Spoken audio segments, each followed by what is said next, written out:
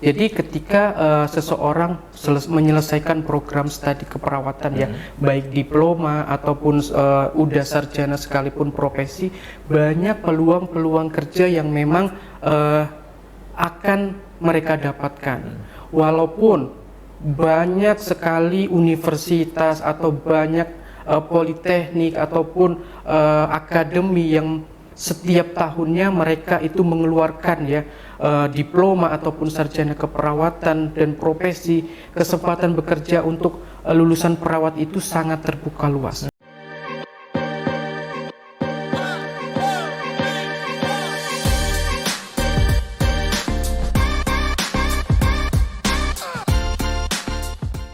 Halo Sobat Healthy, kembali lagi di Stetospot bersama saya Fahmiko. Kali ini kita kedatangan tamu yang tidak kalah menarik dengan tamu-tamu sebelumnya dan juga episode-episode sebelumnya.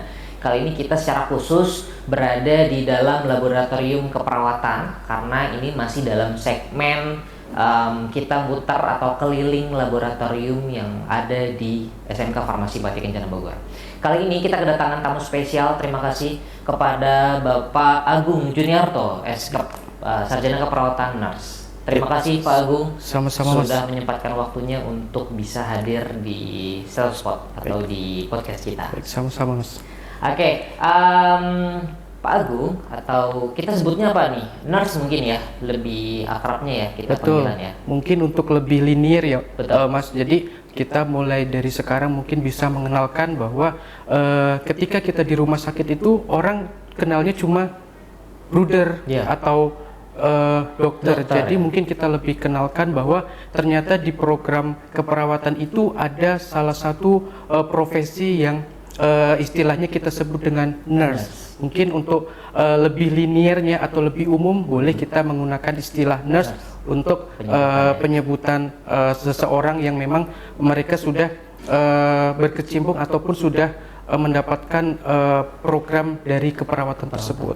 Oke, nah teman-teman Sobat Healthy, perlu kalian ketahui juga bahwa nurse ini atau mungkin pembahasan yang kita hari ini akan bahas itu seputar dengan keperawatan, dan kita sama-sama kita sebut Pak Agung ini sebagai sebutan nurse ya. Nurse Agung ya. Betul. Nah, Nurse Agung ini salah satu pengajar atau guru di SMK Farmasi Bakti Kencana Bogor, khususnya untuk jurusan atau program studi keperawatan. Betul. Betul ya, Nurse ya? Betul.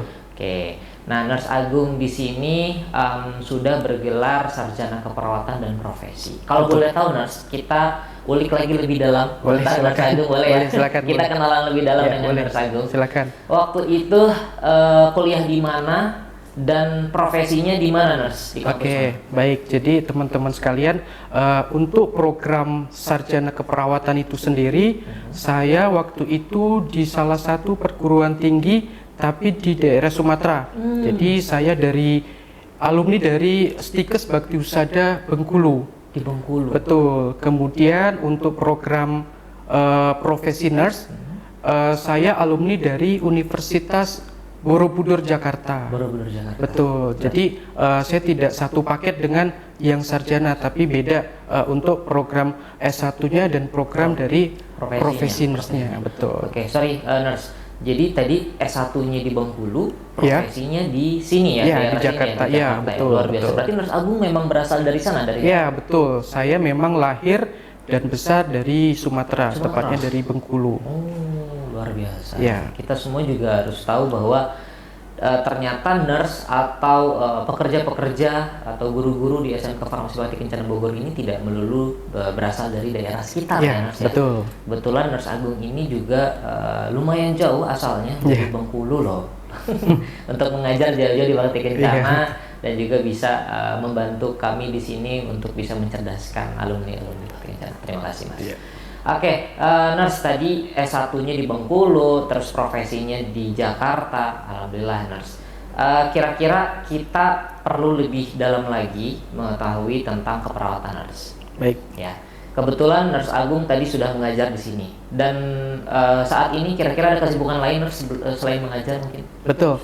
Jadi saya selain sebagai pengajar untuk SMK Farmasi Bakti Kencana ini, saya juga punya kesibukan lain yang memang itu berhubungan dengan keperawatan, yang mana saya sebagai salah satu perawat di salah satu rumah sakit swasta yang ada di daerah Cikarang. Oke.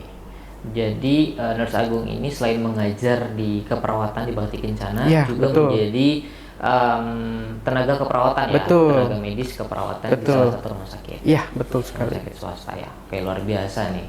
Sobat Healthy, ini bisa menjadi panutan kita semua bahwa menjadi seorang guru juga bisa menjadi seorang perawat atau bahkan kebalikan gitu ya, Nurse. Betul, Jadi betul. ketemu sama pasien, ketemu juga dengan siswa. Yang Betul. mana siswa itu nanti kita lahirkan untuk bisa bertemu juga dengan Iya, pasien. betul. Oh, luar biasa, Nurse Agung. Nah, Nurse Agung, bicara tadi soal bekerja di rumah sakit, Nurse. Tadi kan Nurse Agung menjadi salah satu perawat di sana. Iya, betul. Kira-kira saat ini Nurse Agung ini sudah mengambil profesi keperawatan. Kira-kira seputar profesi itu apa sih, Mas? Apa perbedaannya dengan sarjana mungkin? Oke, betul.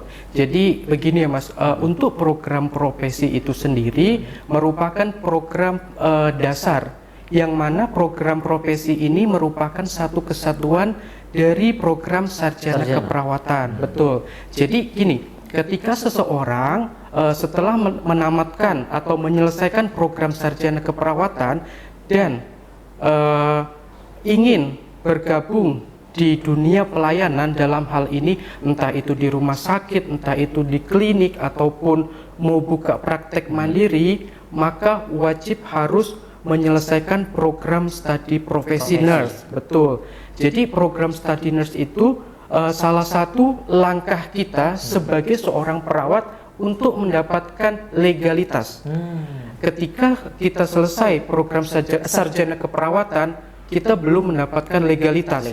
Ketika kita selesai sarjana keperawatan dan melanjutkan program profesi, di situ kita mendapatkan legalitas kita sebagai seorang perawat, yaitu istilah yang kita sebutnya adalah STR, atau yang kita sebut dengan surat tanda registrasi.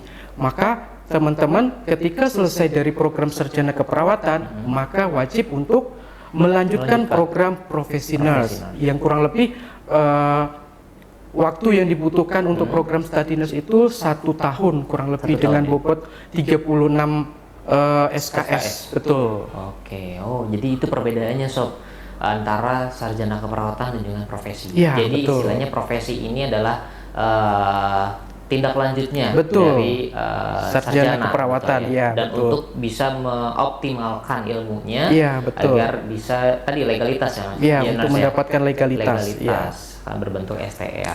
Dan dengan begitu kita sudah berada di bawah naungan hukum PPNI gitu Iya, ya. betul. Organisasi perawat ya. Organisasi perawat, betul. Oke, sip.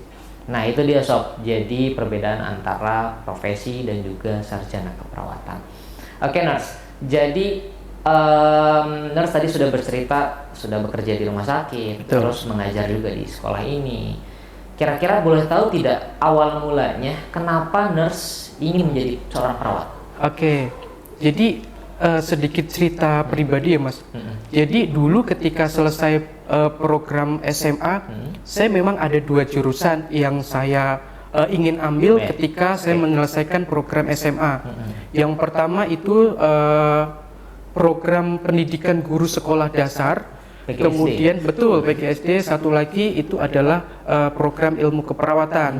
Berhubung di pendidikan guru dasarnya saya tidak berhasil, maka saya pilih opsi yang kedua, yaitu program keperawatan.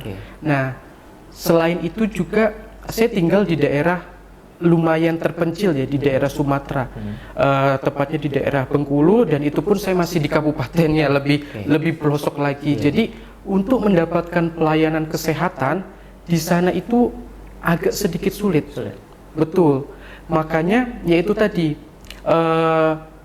alasan saya juga kenapa saya menyantumkan atau memilih program keperawatan itu menjadi salah satu prioritas, yaitu tadi karena faktor dari sulitnya kita mendapatkan akses pelayanan kesehatan, tepatnya di daerah saya sendiri ya, ketika saya masih tinggal di Bengkulu ya. begitu.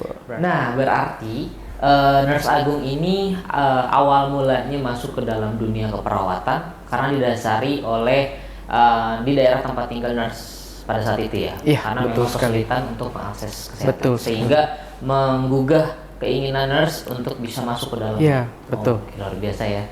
Nah, Sobat Healthy semua, kita juga coba harus mengetahui lebih dalam lagi tentang keperawatan. Menurut nurse, kira-kira keperawatan itu apa sih secara umum?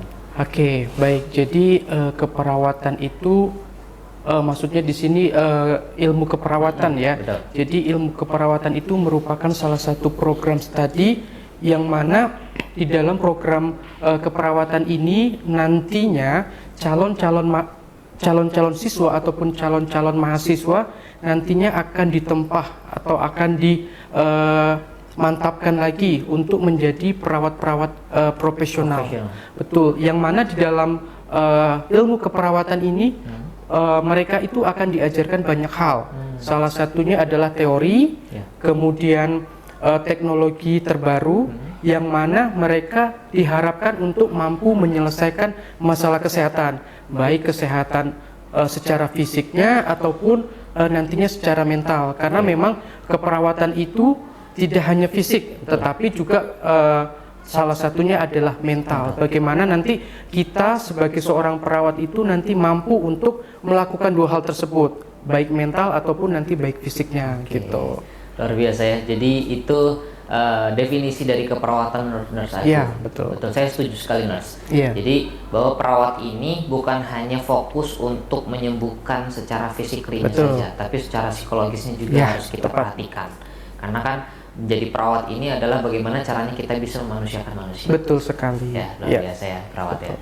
Nah, teman-teman atau Sobat Healthy, tadi sedikit Nurse Agung sudah menjelaskan kira-kira apa saja yang dipelajari di keperawatan. Oke. Ya, kira-kira ada apa lagi Nurse yang bisa kita pelajari nanti di keperawatan? Oke, baik. Jadi di dunia keperawatan itu menarik, Mas. Jadi kita itu tidak monoton dalam artian di keperawatan itu semuanya dipelajari. Ya. Contoh kecil, ketika pas pertama kali kita misalnya masuk ke dalam perguruan tinggi atau kita menjadi siswa di keperawatan, hal yang paling kita idam-idamkan adalah bagaimana cara kita bisa menensi. Ya, jadi orang itu pasti akan penasaran gimana ya Nancy kok bisa sih muncul nilainya 100 sekian ataupun sekian, pasti mereka tertarik. Nah, ketika seseorang itu masuk ke dalam dunia keperawatan, salah satu mereka akan diajarkan bagaimana cara mereka menensi. Kemudian juga mereka akan diajarkan bagaimana cara pemasangan infus. Kemudian mereka akan diajarkan bagaimana untuk banyak hal nanti yang bisa dilakukan di dunia keperawatan itu. Termasuk juga salah satunya itu adalah bagaimana cara kita sebagai seorang perawat nantinya bisa berkomunikasi dengan baik dengan pasien. Karena ketika seseorang itu sedang sakit, kan ketika kita sebagai seorang perawat, objek kita adalah orang sakit. Jadi ketika kita tidak mampu berkomunikasi dengan baik kepada pasien, yang ada kita malah mendapatkan sesuatu hal yang tidak diinginkan. Makanya ketika mereka masuk di dunia keperawatan, salah satunya adalah komunikasi. Nanti juga kita ajarkan bagaimana cara menghadapi pasien, bagaimana cara komunikasi yang baik dengan pasien pun semuanya nanti akan kita pelajari. Oke, luar biasa ya. Jadi kita akan belajar mulai dari communication skill sampai dengan tindakan-tindakan invasif. Betul Tadi sekali. sudah disebutkan ada infus, ada perawatan luka juga mungkin gitu ya. Dan itu semua kita pelajari, Nurse. Betul. Oke, mulai dari tindakan-tindakan kecil, ya, sampai dengan tindakan besar. Iya, tepat sekali. Di keperawatan. Betul. Luar biasa.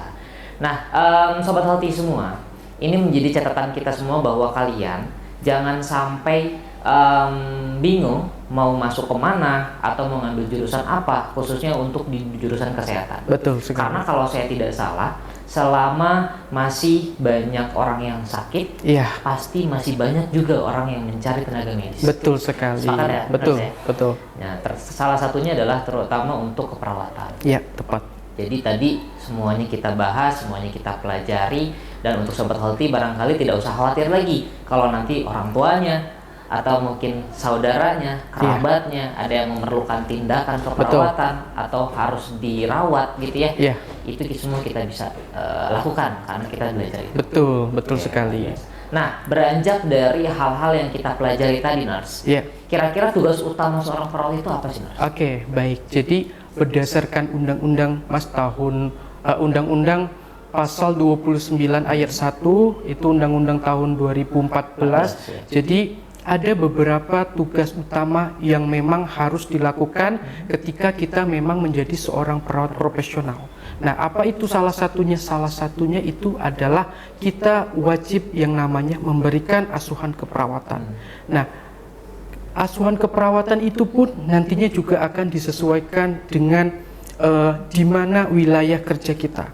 Contoh kecilnya gini, perbedaan antara asuhan keperawatan pasien dengan gangguan kejiwaan ataupun dengan pasien ketika kita berada di komunitas atau berada di kelompok besar itu berbeda. Nah, makanya apa? Makanya salah satu tugas seorang perawat itu adalah kita mampu untuk memberikan asuhan keperawatan tersebut. Ketika mereka berada di misalnya komunitas, ya mereka harus mampu memberikan asuhan keperawatan yang memang cocok untuk di komunitas tersebut. Ketika mereka sedang berada di mungkin fasilitas rumah sakit jiwa, ya mereka juga harus mampu bagaimana cara memberikan asuhan keperawatan ya disesuaikan lagi dengan kebutuhan setiap masing-masing pasien tersebut. Betul. Itu tugas utama seorang perawat. Salah satunya tugas utama seorang perawat. Kita harus memberikan asuhan keperawatan. Betul. Tentunya sesuai dengan apa yang mereka butuhkan. Betul sekali. Dimana kita posisinya di komunitas, berarti kita harus bisa mengkaji dari individu, keluarga, masyarakat, betul ya. Atau mungkin kalau kita menjadi perawat jiwa, gitu kita juga harus bisa melakukan atau memberikan asuhan keperawatan di jiwa tersebut. Betul. Luar biasa ya. Jadi memang luas banget ya tugas perawat ya. Bukan hanya sebatas merawat pasien biasa gitu ya, tapi ternyata di luar itu juga lumayan ya. Betul. Bervariasi sekali. Nah, Sobat Healthy, ini menjadi salah satu prospek karir yang menurut saya cukup terang, Nars. Betul. Menurut Nars, sepakat tidak kalau memang perawat ini prospek kerjanya lumayan tinggi? Menurut Nars bagaimana? Baik, betul ya Mas. Jadi ketika seseorang menyelesaikan program studi keperawatan ya, baik diploma ataupun udah sarjana sekalipun profesi, banyak peluang-peluang kerja yang memang akan mereka dapatkan. Walaupun banyak sekali universitas atau banyak politeknik ataupun akademi yang setiap tahunnya mereka itu mengeluarkan ya diploma ataupun sarjana keperawatan dan profesi, kesempatan bekerja untuk lulusan perawat itu sangat terbuka luas. Karena kenapa? Karena cakupan dari pekerjaan seorang perawat itu tidak hanya terbatas, contohnya tidak hanya terbatas hanya bisa di rumah sakit. Nah, ketika seseorang sudah menyelesaikan program studi keperawatan untuk program S1 profesi, mereka bisa melakukan atau membuka praktek mandiri keperawatan. Nah, ini yang perlu diketahui sama teman-teman semua. Mungkin saat ini banyak yang belum tahu emang bisa seorang perawat membuka praktek mandiri di rumah. Nah, itu mungkin banyak teman-teman kita yang kurang tahu. Nah, sekarang perawat itu bisa membuka praktek mandiri. Nah, jadi peluang-peluang pekerjaan yang didapatkan itu juga sangat besar. Bahkan sekarang untuk di SMK Bakti Kencana Bogor juga itu ada program magang ke Jepang. Itu kan juga merupakan salah satu prospek bahwa tamatan ataupun siswa-siswa kita yang setelah nanti lulus dari sini akan diserap di berbagai pekerjaan, entah itu bekerja di luar negeri ataupun kalau memang mau di Indonesia ya mungkin banyak pekerjaan-pekerjaan yang mereka bisa dapatkan untuk di Indonesia itu sendiri gitu. Luar biasa ya. Jadi perawat ini nggak mesti melulu di pelayanan rumah sakit, Betul. tapi juga bisa masuk ke dalam KM-PKM ya. Iya, betul. Ada di puskesmas, ada di klinik juga bisa masuk ke sana ya. Iya, untuk betul. perawat. Atau bahkan bisa magang tadi ya. Betul, Karena kita betul juga ada sekali. program untuk ke Jepang. Iya, betul. Dan di sana bisa menjadi seorang perawat untuk orang sakit. Iya, di sana ya. perawat untuk lansia. Lansia ya, Iya, biasanya. betul. Luar biasa itu dia prospek-prospek kerja untuk lulusan-lulusan keperawatan. Iya, Oke, betul sekali. Sobat Healthy. Jadi tadi kita bahas tentang prospek kerja. Kira-kira pembagian job desk di rumah sakit itu seperti apa sih, Nurse, gambarannya kalau di sana? Oke, baik. Untuk pembagian kerja ya, atau kita sebut dengan job desk kita, kalau saya menceritakan job desk saya pribadi ya, karena saya juga bekerja di rumah sakit. Saya bekerja di rumah sakit itu di divisi HCU, High Care Unit. High Care Unit. Betul. Oke. Jadi saya bekerja di High Care Unit. Jadi ketika seorang perawat bekerja di High Care Unit, jadi mereka itu berbeda dengan perawat-perawat yang ada di mungkin rawat inap biasa. Karena kenapa? Karena ketika seseorang itu berada di ruang HCU, otomatis satu pasien atau dua pasien itu menjadi tanggung jawab satu perawat tersebut. Mulai dari contohnya nutrisi. Ketika misalnya pasiennya tidak mampu untuk makan secara oral atau secara semestinya, maka itu sudah menjadi tanggung jawab dari seorang perawat tersebut bagaimana cara memenuhi kebutuhan nutrisi. Misalnya entah itu dengan cara disuapin ataupun dengan cara pemberiannya lewat NGT. Nah, itu menjadi tanggung jawab perawat tersebut. Kemudian bahkan sampai dengan kebersihan, dalam hal ini entah itu personal hygiene ataupun oral hygiene, kemudian juga bahkan sampai eliminasi BAK ataupun eliminasi BAB, itu sudah menjadi tanggung jawab perawat tersebut. Tapi berbeda ketika pasiennya itu dirawat inap ya. Jadi kalau rawat inap kan untuk nutrisi dan lain-lain itu mungkin masih bisa dibantu dengan keluarga. Tapi ketika pasiennya itu berada di HCU, full semuanya itu menjadi tanggung jawab dari perawat HCU itu. Jadi itulah job desk dari seorang perawat HCU itu ya, semua kebutuhan pasiennya itu harus kita penuhi gitu. Oke. Jadi Nurse Agung kebetulan berada di divisi HCU di salah satu rumah sakit swasta tadi ya. Iya, dan betul. job desk-nya pembagian perawat di ruangan pun seperti itu tugasnya. Iya, kalau betul. di HCU mungkin lebih intens lagi. Betul. Karena dia high care unitnya Iya. sama seperti ICU mungkin. Betul, Nurse, ya? kurang lebih sama. Sama di HCU, ICU itu ya hampir sama. Bersama lah Betul. ya. Yang pada intinya perawatannya itu lebih intensif Lebih lagi, intensif, lebih membutuhkan monitoring ketat. dan Betul. itu semua dilakukan oleh perawat. Iya, betul. Oke, sip. Dan juga mungkin kira-kira keseruan nurse di dalam ruang HCU saat ini di mana nurse tempat bertugas, kira-kira ada cerita seru apa sih? Oke, baik ya. Jadi sebenarnya kalau kita bekerja di HCU itu nggak ada cerita seru ya. Yang ada itu cerita sedih, cerita haru, yaitu mungkin yang sering mungkin itu kita ya. dapatkan. Jadi ada sedikit cerita, kalau menurut saya itu bukan cerita seru ya. Itu merupakan cerita haru. Karena memang jadi waktu itu ada pasien, seorang perempuan berusia 30 tahun. Jadi pasien itu dilakukan tindakan operasi karena ada indikasi medis memang harus dilakukan pembedahan. Nah, ketika pasiennya selesai dilakukan tindakan pembedahan, ternyata pasiennya tidak bisa bernafas dengan selayaknya kita bernafas menggunakan hidung.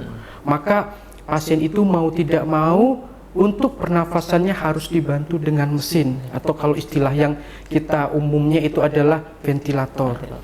Nah, setelah dilakukan perawatan hari-hari ke hari, tepatnya di hari ketiga itu kita semuanya sudah pesimis. Pesimis dalam artian angka kesembuhannya mungkin kurang dari 50%. Tapi keluarga tidak mau menyerah begitu saja.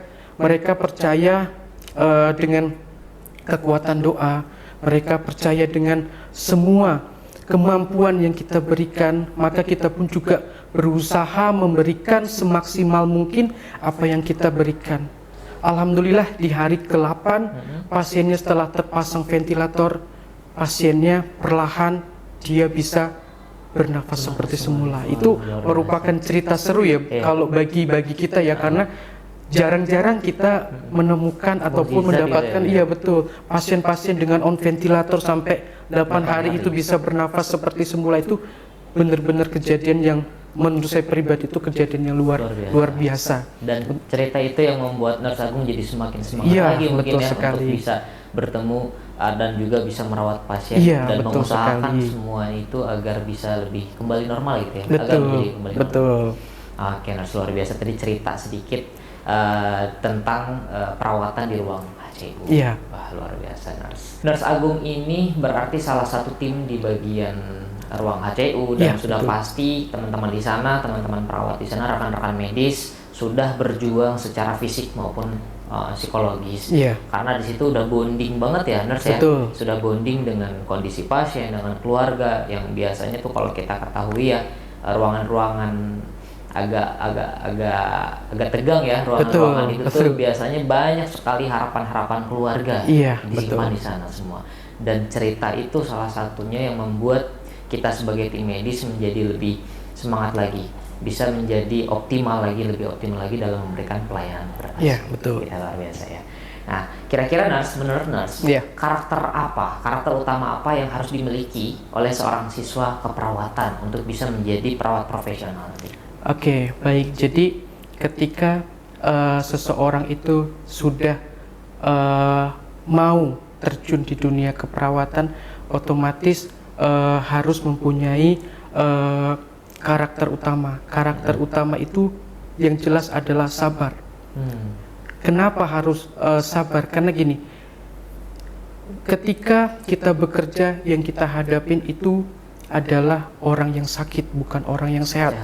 Ketika orang yang sakit itu berarti apa? Berarti banyak keluhan yang harus memang kita tampung, dan kita juga harus ikut berempati ya dengan apa yang sedang mereka rasakan. Betul. Jadi yaitu tadi, ketika mau menjadi seorang perawat itu adalah kita harus harus memiliki sifat itu tadi, sabar. Ketika kita tidak sabar, ya siap-siap aja kita pasti banyak menimbulkan keluhan, entah itu apa nanti komplain apa segala macam yang kita peroleh dari pasien itu sendiri. Gitu. Itu yang utama ya. Iya, betul. Oke. Terus selain itu, Nurse, apa yang harus disiapkan oleh para siswa nih untuk bisa menjadi seorang perawat? Tadi utamanya kan sabar. Kita sebagai pelayan medis, medis pasti banyak sekali ketemu sama macam-macam karakter orang, karakter manusia yang lainnya yang pada saat itu sedang berada di posisi yang kurang sehat mungkin gitu ya, sedang tidak sehat, sehingga membuat kita semua menjadi dilema. Ya, kalau kita kurang sabar sebagai tenaga medis, berarti kan bisa juga memunculkan tekanan batin atau mungkin pergejolakan batin ya, di mana kita harus merawat pasien tapi di situ juga kita merasa tidak nyaman dalam pekerjaannya. Dan mungkin untuk para siswa di sini, alumni atau bahkan siswa-siswi SMK Farmasi Bakti Kencana dan juga seluruh sobat healthy, ada barangkali karakter utama yang harus kita latih dari sekarang, Nurse. Oke, baik. Jadi kalau yang harus kita latih itu adalah senyum ya. Senyum juga kita harus kita latih ya, walaupun pada dasarnya senyum itu tidak bisa dilatih alamiah ya. Tapi ya tetap kita harus berusaha untuk senyum ya. Jadi ketika coba kita bayangkan ketika kita berinteraksi dengan pasien, kita tidak senyum, wajah perawatnya tidak senyum, cembetut aja datang ke pasien, apa yang diperoleh? Ya pasti pasien itu merasa kurang puas ya dengan pelayanannya, betul. Mungkin menimbulkan efek negatif lainnya lah. Iya, betul. Makanya jutek gitu. Iya, betul sekali. Makanya kita senyum itu salah satu salah satu cara kita sebagai seorang perawat, bagaimana cara kita menghilangkan stigma perawat itu jutek. Karena orang selama ini ataupun pasien-pasien beranggapan bahwa perawat kok pada jutek, nggak ada senyum. Makanya dari sekarang, dari siswa kita sudah terapkan bagaimana kita untuk berlatih ataupun istilahnya supaya untuk kita bisa tersenyum walaupun di berbagai kondisi, entah itu kita kurang enak badan atau kita lagi banyak pikiran, tetap ketika kita memberikan pelayanan, senyum itu adalah salah satu yang wajib kita lakukan ketika kita berinteraksi dengan pasien itu. Oke, itu salah satu komunikasi nonverbal juga ya. Betul. Komunikasi nonverbal yang harus dilakukan oleh seorang perawat. Nah, selain senyum, nurse, ada lagi mungkin yang lain? Oke, yang lain itu salah satunya adalah ada salam, kemudian juga sopan, dan juga harus santun ya ketika kita berinteraksi dengan pasien itu. Ya 5 prinsip itu yang harus kita terapkan. 5S betul. Di sekolah farmasi Bakti Kencana juga sudah menerapkan 5S tersebut ya. Dimulai dari senyum, kemudian salam, sapa, sopan, dan satu lagi adalah santun. Betul. Nah, itu dia sob. Jadi kelima karakter utama yang harus kalian miliki untuk bisa menjadi seorang perawat, atau bahkan jurusan lain juga ya nurse ya. Betul. Tenaga medis kita semua harus memiliki karakter 5S ini ya. Oke nurse, luar biasa. Bagaimana menurut nurse kira-kira tentang stigma atau pendapat orang di luar sana, anggapan di luar sana bahwa perawat itu harus perempuan. Menurut nurse bagaimana sebagai perawat laki-laki? Baik. Jadi betul ya Mas. Jadi orang itu beranggapan bahwa perawat itu identiknya perempuan gitu ya. Betul. Tapi gini, yang perlu kita ingat bahwa kita tidak boleh yang namanya melupakan sejarah. Ya. Jadi pada dasarnya sebelum mungkin stigma perawat itu lebih identik perempuan, pada tahun 250 sebelum Masehi itu sekolah perawat pertama itu didirikan untuk perawat laki-laki. Jadi sekolah pertama itu sudah ada di tahun 250 sebelum Masehi, itu ada di India. Di sana jadi awal mulanya. Betul, itu sekolah awal pertama kali buat perawat laki-laki ya. Tapi seiringnya perubahan waktu ya, karena memang waktu itu banyak konflik. Jadi pada abad ke-17-18 itu banyak peperangan yang semakin intens. Jadi yang mewajibkan tugas-tugas seorang perawat laki-laki yang merawat prajurit-prajurit ketika perang itu harus diambil alih. Sedangkan yang laki-laki ini harus ikut aktif. Berperang. Betul, berperang untuk membela negaranya. Maka tugas seorang perawat laki-laki yang semula merawat prajurit-prajurit yang terluka, akhirnya bergeser ke perempuan.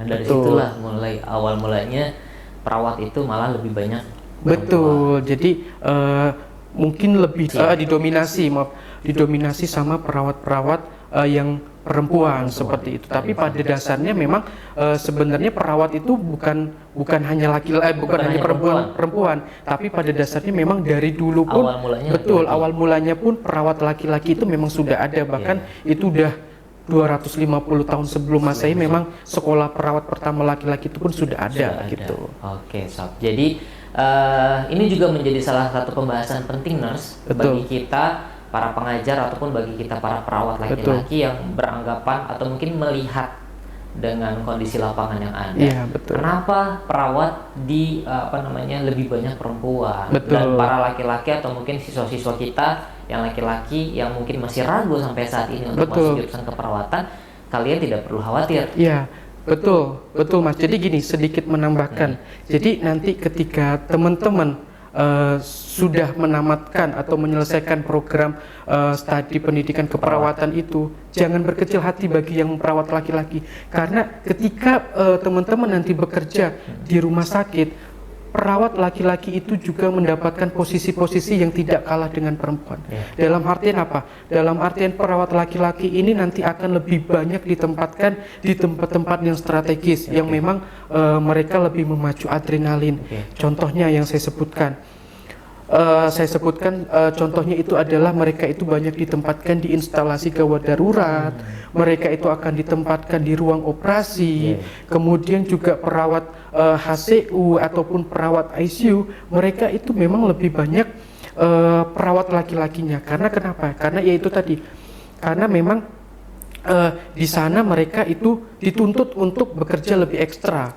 Misalnya ketika di ICU, mereka itu harus ketika ada pasien perburukan, mereka ya harus mampu melakukan sendiri. Contohnya ketika mereka harus memberikan bantuan hidup dasar, ya mereka harus melakukannya itu secara mandiri ataupun nanti akan dilakukan secara tim seperti itu. Oke, mungkin dari sana ya. Jadi siswa-siswa laki-laki di keperawatan ataupun mungkin kalian sobat healthy yang belum bergabung kepada kami, jangan ragu, jangan khawatir, karena tadi sudah disampaikan oleh Nurse Agung, jadi perawat itu justru awal mulai dari laki-laki. Betul. Dan untuk sobat healthy semua yang belum bergabung dan ingin bergabung di keperawatan, silakan klik link PPDB di bawah ini. Oke, kami tunggu untuk kalian, bagi kalian calon-calon siswa, siswi untuk jurusan keperawatan bisa bergabung bersama kami. Ya. Oke, Nurse Agung, tadi sudah kita sampaikan panjang lebar, kita bicara, kita diskusi tentang keperawatan. Iya. Ternyata tidak kerasa waktunya sudah lumayan cukup lama ya, Nurse. Iya, betul. Jadi mungkin kita akhiri dulu pertemuan kita siap. sampai di sini, Nurse. Mudah-mudahan di kesempatan selanjutnya kita bisa bergabung lagi di podcast kita, atau mungkin Nurse bisa kembali datang. Siap. Sebelumnya terima kasih banyak, Ya, sama-sama. Nurse sudah menyempatkan waktunya untuk kasih bisa gabung di podcast kita. Bagi Sobat Healthy semua di rumah atau penonton Sobat Healthy, jangan lupa like, comment, share, subscribe juga channel YouTube kita, dan juga jangan lupa kepoin dan ikutin terus akun sosmed kita yang ada di bawah ini. Oh iya, jangan lupa juga di depan kita nih, Nurse, ada produk salsa. Jadi Bakti Kencana Bogor punya produk sendiri dengan brand sendiri. Jadi kita produksi sendiri, Nurse. Namanya Salsa Experience Beauty. Jadi kita ada parfum, ada lip serum, dan juga ada sunscreen. Nah, teman-teman semua Sobat Healthy, bagi yang ingin bergabung atau mungkin ingin merasakan ya produk-produk Salsa atau mungkin memakai produk Salsa, silakan bisa datang langsung ke SMK Farmasi Bakti Kencana atau bisa langsung hubungi ke sosial media Salsa di bawah ini. Oke, Nurse, terima kasih sekali lagi. Sama-sama, terima kasih kembali. Ya, mudah-mudahan Nurse Agung bisa lancar. Amin. Karena Nurse Agung ini salah satu guru yang aktif di dalam dunia pendidikan maupun dalam dunia kesehatannya. Gitu terima kasih. Oke, Sob, sampai sini dulu episode kita kali ini bersama dengan Nurse Agung Juniarto. Terima kasih dan tetap stay healthy and bye-bye.